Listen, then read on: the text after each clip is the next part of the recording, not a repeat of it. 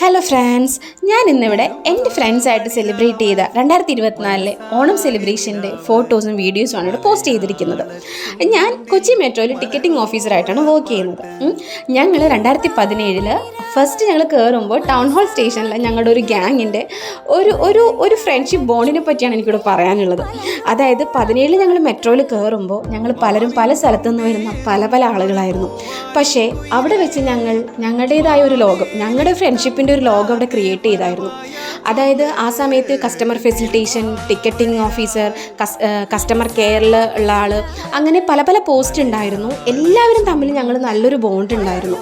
First ഞങ്ങളുടെ ഫ്രണ്ട്ഷിപ്പിൻ്റെ group create ചെയ്യുന്ന തന്നെ ലിസി ബട്ടർഫ്ലൈസ് എന്ന് പറഞ്ഞിട്ടായിരുന്നു.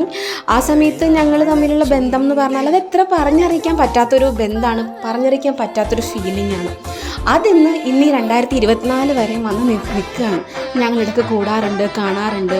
പക്ഷേ മെട്രോ ഇങ്ങനെ വളർന്നുകൊണ്ടിരിക്കുകയല്ലേ, ഓരോരോ സ്റ്റേഷൻസ് എക്സ്റ്റെൻഡ് ആയി വരുന്നുണ്ട്.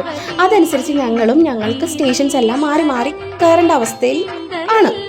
അപ്പോൾ ഇന്നിപ്പോൾ പലരും പല സ്റ്റേഷൻസിലാണ്. കുറേ പേരൊക്കെ ജോലി നിർത്തി പോയവരുണ്ട്, കുറേ പേര് ഇപ്പോഴും ഞങ്ങൾ കൂടെ വർക്ക് ചെയ്യുന്നവരുണ്ട്.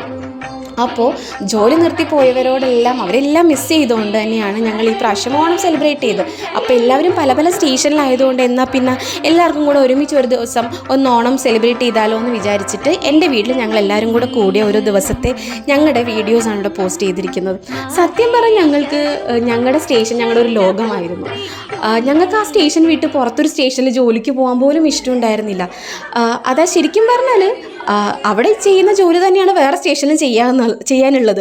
ടിക്കറ്റ് കൊടുക്കലാണെങ്കിൽ ടിക്കറ്റ് കൊടുക്കൽ, കസ്റ്റമർ കെയറിലെ ഡ്യൂട്ടി ആണെങ്കിൽ അത് എല്ലാം സെയിം തന്നെയാണ്. പക്ഷേ ഞങ്ങൾ ചെല്ലുമ്പോൾ ഞങ്ങളല്ലല്ലോ വേറെ സ്റ്റേഷനിലുള്ളത്, ഞങ്ങൾ തന്നെ വേണമായിരുന്നു. അതുകൊണ്ട് ഞങ്ങൾ കൂടുതലും ഞങ്ങളുടെ സ്റ്റേഷനിൽ തന്നെ ചുരുങ്ങി ഞങ്ങളുടെ സ്റ്റേഷനിൽ തന്നെ ഇരിക്കാനാണ് ഇഷ്ടപ്പെട്ടത്.